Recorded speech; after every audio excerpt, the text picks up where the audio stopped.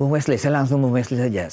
Trik lagi nih, ancaman lagi bahwa kalender FIFA kita itu kan juga membatasi ruang gerak kita untuk merekrut pemain, betul tidak? Ya, semua negara mengalami hal yang sama. Iya. Gitu. Cuman kan kita bicara fondasi sepak bola yang dibangun JH nanti apa? Berdasarkan fondasi pemain diaspora yang main di luar, Atau dia memadukan mix 50-50. Kenapa? Ya. Yang lebih gampang diatur waktu untuk uji coba setelah kompetisi selesai kan pemain lokal. Ya. Kompetisi kita selesai 24 Mei, 23 Mei, kalau nggak salah akhir itu.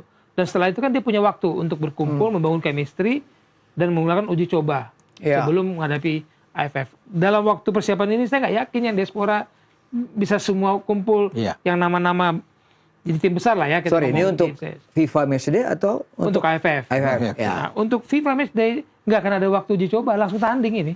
Iya, betul. Kan dia hanya diberikan waktu berapa hari sih oleh klub masing-masing?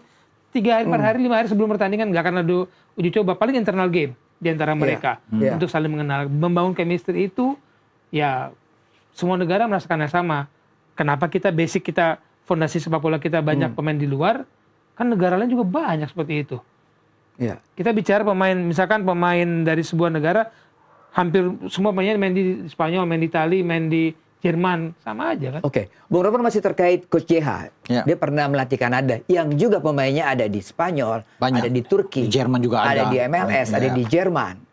Dia bisa merangkumnya, dia bisa datang latihan langsung main dan tampil bagus. Iya, kalau bicara di FIFA Matchday, yang semua wajib klub-klub itu akan mengizinkan pemainnya bermain di tim nasional. Ya, dengan pemainnya ada sekarang dan apa yang dia lakukan di Kanada, saya pikir dia juga berterima kasih dengan apa yang dia miliki sekarang dengan skuad kita, Boy. Karena pasti kan pemain-pemain ini sudah menyatu lama. Semenjak zaman STY, zaman PK kan mereka sudah punya chemistry lah. Bukan masih baru mereka itu berada dengan komposisi pemain di starting 11. Jadi bagi Coach JH itu bersyukur.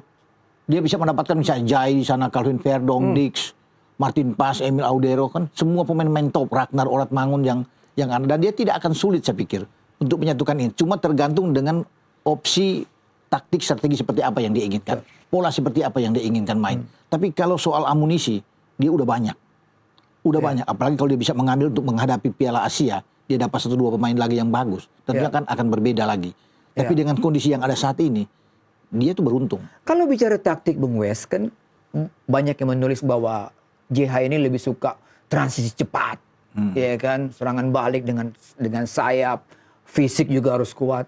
Gimana? Kira-kira tim kita, skuad kita yang kita anggap sudah jadi ini bisa mengadaptasi dengan gaya kalau kita mundur ke zaman STY kan itu kekuatan kita. Ya, itu. Fisik dan serangan compact defense lalu serangan sayap. Karena kita punya kecepatan melalui transisi menyerang. Dan sedikit berubah di zaman Patrick Kluivert, sedikit berubah gaya bermain kita dan itu membuat memang JH harus berpikir saya mau meneruskan yang mana atau mencari susunan baru yang mana. Tapi kalau bicara fondasi kita banyak pemain diaspora, kan fondasi sepak bola mereka itu sudah jauh lebih bagus. Kita harus jujur dengan pemain kita yang di Indonesia nih. Di Indonesia pemain kita kan kadang-kadang latihan di pasir, di batu, rumputnya yang bergelombang. Nah untuk passing aja kadang-kadang masih diajarin di tim nasional, masih diajarin passing nih. Di klub masih diajarin passing. Sementara kalau basicnya pemain diaspora kan tinggal tactical game aja. Betul. Dan pemahaman tactical game mereka sudah diajar sejak sekolah sepak bola. Itu sulit kita dapat di SSB kita. Kenapa? Kembali kita bicara football development kita kadang tertinggal dalam perkembangan kepelatihan. Pelatih di usia dini tidak mengajarkan tactical game yang bervariasi sehingga memudahkan yang senior. Bung Ropan, jadi nggak ada masalah mau 4 back, mau 3 back, nggak ada masalah. Dan dia kan menganut satu pelatih yang punya opsi banyak ya. Ya bukan cuma 3-4-3. Dia lakukan di Kanada kan beberapa opsi yang banyak. Jadi ya bagus lah kita bisa menunggu. Jadi masalahnya pemain nggak, saya pikir dia punya amunisi yang kuat kok. Tinggal tergantung dia aja sekarang untuk melakukan yang terbaik dengan disesuaikan tentunya dengan lawan kan. Siapa lawannya akan dihadapi. Untuk dia mainkan opsi dia. Satu lagi menarik dari pernyataan Coach JH di jumpa pers. Pressure is a gift. Waduh. Iya. Yang saya tadi katakan. Iya, lebih suka tekanan ya, ada. Iya kan. Pemilihan kata, diksi katanya dia Pressure is a itu gift. menunjukkan dia seseorang yang Berarti dia Cerdas, ya? dia sadar. Cerdas, Dia ya? tahu dong pressure dia berat sekali. Oh, pasti. Tuntutan fans begitu banyak. ya, Bagaimana Ekspektasi nyikap terlalu ini? tinggi. ya itu saya katakan kita pada fase mabuk timnas. Apa-apanya semua ditekan, semua dihakimi. Ya kemarin ya pemain kita diancam pembunuhan, lawan mengalahkan timnya terus dia rasis. Kan ini pada mabuk, fase mabuk ini. Dan itu bagi JH dianggap sebuah kesempatan, tantangan, gift bagi dia untuk membuktikan. Bagi pemilihan kata-kata diksinya itu emang orang smart menurut saya, bukan lagi bekerja by insting. Pressure is a gift. Itu jadi quote Banyak kita. yang menunggu Coach JH itu kalau gagal, wah langsung out terus pasti kan. Tekanan juga itu kan. Tekanan. Ini ada sisa waktu 5 menit lagi, kita mau buat games. Tapi tadinya kan kita mau susunan pemain untuk AFF. Tapi saya kok langsung switch ke FIFA Series. FIFA Series. FIFA Series. Wow. Lebih dekat Jadi dong. Bung Wesley sama Bung Ropan punya option untuk kira-kira memilih siapa starting 11. 3-4-3. 3-4-3. Mulai dari kiper dulu. Untuk FIFA Series. Artinya semua pemain diaspora kita anggap semua bisa hadir. Iya. Silakan kita mulai. Mulai dari kiper. Kiper dulu, Res. Kiper. Wah. Jadi formasi langsung di sini apa? Ya, kiper dulu. Tulis Habis satu kiper baru 3 pemain ya. 3 pemain kita belakang, lihat kiper. Bung Wesley sama Bung Ropan seide nggak? Saya anggap kayaknya nggak seide nih. Kelihatannya. Coba kita lihat. Bung Ropan pilih siapa? Emil. Betul kan? Emil Audero. Martin Paes. Tadi saya mau nulis Nadeo. Untuk AFF. Tadi untuk AFF. Iya. Kalau AFF saya pilih Nadeo. Oke. Sekarang 3 back belakang. Langsung 3 back langsung. Tulis 3 dari kiri, tengah, dan kanan. Langsung ya. 3 back. Kita lihat posisi 3 back belakang nih. Kita sepakat 3 back belakang. Bung Wesley sudah tulis. Oke. Ini untuk... Oke. Bung Ropan siapa tuh? Justin Hubner, Jai Isyas, Rizky Ridho. Hubner, Jai Ridho. Wah ini memang trio Batu Karang. Solid. Kalau untuk 3, saya milih Verdong, Itses sama Dix. Untuk 3. Kalau pakai 3. Pakai 3. Verdong, Itses, dan Dix. Nah, berarti beda ya.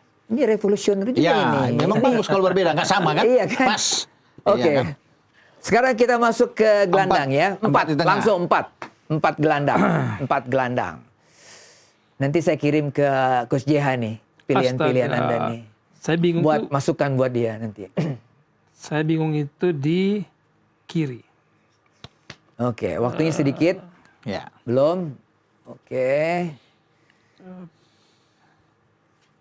Satu lagi, Bung Wes. 3-4-3.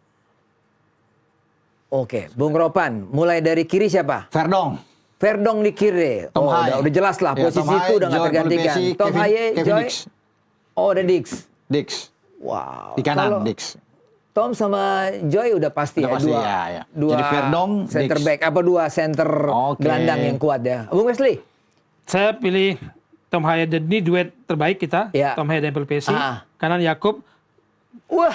Kiri Kambuaya yang akan bermain sebagai false nine. Dia akan bermain dengan false nine. Kambuaya. Ada pertanyaan. Mungkin kita tanya nih, kenapa Kambuaya ya? Di klub sekarang dia banyak bermain di kiri, di maksimal kiri, tapi ketika melakukan penyerangan, dia masuk sebagai false nine second line. Dan itu berbahaya sekali. Dengan kecepatan yang kita miliki sebagai counter attack, bola pantul ada Kambuaya yang berbagi bola. Kalau yang tadi, yang paling kanan adalah? Yakob. Anda mengenal Yakob ya? Luar dalamnya. Karena tempatkanlah Yakob di posisi optimal dia. Aslinya di mana sebenarnya? Yang paling optimal tuh dia di mana? Sayap kanan. Di kanan, sayap kanan. Karena apa? Kualitas dia bisa... Dia lebih offense daripada defense. Walaupun dia defense juga bagus. Yance lebih defense dibandingkan offense. Kalau Yakob dia lebih offense dibandingkan defense. Oke, kalau nanti Coach dia mau memaksimalkan sayap, berarti pilihannya ada Sayuri di kiri, ada Kambuaya di kanan. Kalau Verdong udah pasti susah tergantikan. Ya kan? Kambuaya agak sedikit kerja keras untuk menggantikan Verdong. Selain Verdong ada siapa di kiri kita punya? Ya. Ada Dean James kan? Dean James. Iya. Tapi jarang mendapat kesempatan, saya bingung. Iya. Terakhir waktu di lawan Nathan juga bisa di situ. Lawan Arab dia main kan? lawan Arab dia Lawan Arab main. iya. Dia memberikan assist pertama kan? Ya. Sampai handsball tuh, ada handsball. Rafael Struijk bisa. Kenapa kalian berdua tetap Joy dan Tom Hai? Chemistry sudah dapat. Sama-sama di atas Namanya 30. bagus. Tapi Ingat ini. iya. Perubahan permainan kita ketika Joe Pelopessi bermain, suasana lini tengah kita jauh berubah. Rizky Ridho jauh hidup bersama Joe Pelopessi. Ingat dia main pertama lawan kalau salah Cina apa itu, Rizky Ridho bermain sangat baik. Kenapa ditopang oleh Joe Pelopessi dari Oke. situ. Depan belum ada nih boy, depan. Iya. Tadi Depan saya mau dia- tanya tadi, dia Bambang kenapa Rudiansa. kepilihannya Pelopessi dan Tom Haye usianya udah 30 tahun ke atas ini. Tapi mereka kombinasi yang paling sangat bagus menurut saya. Satu Untuk lebih kuat. Maret kan kita bicara Maret ya. Kan kita bicara Maret. Iya, bicara Maret Satu ini. kuat dalam bertahan, satu untuk ngatur ritme permainan lebih Nggak bagus. tergantikan. Tom. Iya. Nggak tergantikan. Nggak Saya nggak tahu tergantikan. apakah ada opsi lain dari Coach JH, kita nggak tahu. Ya, ada mungkin ada Ivar di sana, ada Nathan, Iya. tapi untuk kualitas mereka masih kalah dengan Joy dan Oke, Tom. 3 di depan kita lihat. Tiga Cepat saja, di 3 di depan depan. sebelum kita tutup. Siapa yang menjadi nomor 9-nya di tengah? Oke, di kiri ada siapa? Di sayap yang bisa mengacak-acak. Juga di kanan. Kok nggak ada pemain lokal yang ditaruh ya? Saya juga agak bingung ini. Tadi saya ada. Ya, untuk sayap ini kayaknya. Oke. Satu lagi, Saya agak bingung di sini nih. cepat. Eh, Ditunggu. Siapa? Tulis aja siapa, Marcelino kayak ke siapa. Oh ini di sini. Oh, ini taktikal sekali nih, taktikal sekali. Oke. Mauro di sini. Sedap ada. Bung Ropan di tengah Oleh sama. Oleh Yakob, Udah nggak tergantikan. Yakob Sayuri di kanan. Yakob lebih ofensif Iya. berarti daripada Lebih pilihannya. Iya dong, saya Bung lebih Wes. dorong ke depan dia justru. Bisa juga Iya, di memang. Piala Asia lawan Arab kan dia yang umpan ke Marcelino. Marcelino. Di kanan. Ya. Sedangkan di kiri Miliano. Saya pilih Miliano. Miliano. Bertukar. Oke. Dari kanan kita kasih dia, lebih Orat mudah, Mangun lebih kemana cepat. Orat Mangun? Cadangan dulu. Iya kan? Kasih Miliano lah. Ragnar agak lama ya Iya. sekarang ya mainnya. Recovery cedera Recovery, itu agak iya. lama. Mana Oke, lagi kalau cedera? Bung Wes di tengah Oleh ya, udah nggak tergantikan. Karena pemain kita yang paling banyak masuk kotak penalti karakternya Iya. nomor 9 masih Ole. Ya. Ya, kemudian Punya saya kecepatan, punya feeling gol yang bagus. Ya kan? tadi Miliano saya mau coba sih, tapi Mauro kita butuh kalau untuk Mauro. coba Mauro di sini. Karena Mauro itu jarang main di kotak penalti juga. Dia lebih sering di sini. Makanya tadi saya katakan kalau ada Ricky Kambuaya, dia akan bermain di sini. Wow. Lebih cepat Yakob, kita kasih Yakob cepat, ofensif. Bisa. Yakob di depan. Tapi pilihan Marcelino menarik juga itu. Kenapa Bung Wes? Ada pemain yang ketika dia bermain di klub dan tim nasional itu berbeda. Dan dia jauh lebih kayaknya menemukan kenikmatan bermain di tim nasional. Ada sejumlah pemain yang begitu. Kira-kira Coach JH sudah melihat video-videonya Marcelino belum nih Bung Ropan? Ya pasti dong. Pasti dia kan satu-satu pemain dia lihat dong. Iya, iya. Kekuatan pemain-pemain kita. Dia pasti tahulah apa yang harus dilakukan. Tapi kalau untuk saat ini saya pikir ya masih sulit untuk bersaing bagi Marcelino. Sebagai super sub oke. Masih bisa main. Menurut saya kan gitu. Itulah gunanya butuh tim analis dan asisten yang Iya. kuat dan mumpuni Iya. memberikan supply. Poin yang kita dapat ke malam hari ini bahwa Coach JH harus benar-benar jeli memilih pembantu asisten. Iya. Ya kan? Komitmen juga tidak hanya dituntut oleh kepada Coach JH, juga kepada federasi. Iya. Betul tidak? Juga kepada seluruh mau pelatih tim-tim lokal kita, pemain semua juga komitmen untuk itu. Kalau mau berhasil nih, ya kan? Dan Iya. satu transfer knowledge. Dia punya tim pelatih fisik terbaik menurut saya Iya, iya, ini. iya. Dia Cesar harus Milan ya? Iya. Cesar Milan. harus mentransfer knowledge. Nanti begitu kompetisi selesai, kumpulkan pelatih-pelatih fisik di Indonesia ini, berikanlah pemahaman yang baik, pelajaran yang baik, sehingga pas mereka pulang ke klub, mereka menyiapkan pemain-pemain yang Iya. dengan kondisi fisik yang dibutuhkan oleh tim nasional nantinya. Jangan dibenahi di tim nasional, udah benar di klub. Iya. Nah itu butuh transfer knowledge. Baik, Bung Ropan, Bung Wesley, kita tunggu nanti bagaimana racikan dari Coach JH untuk FIFA Matchday. Tapi satu perkataan Coach JH yang menarik kita kutip hari ini, pressure is a gift. Ya. Sampai jumpa minggu depan.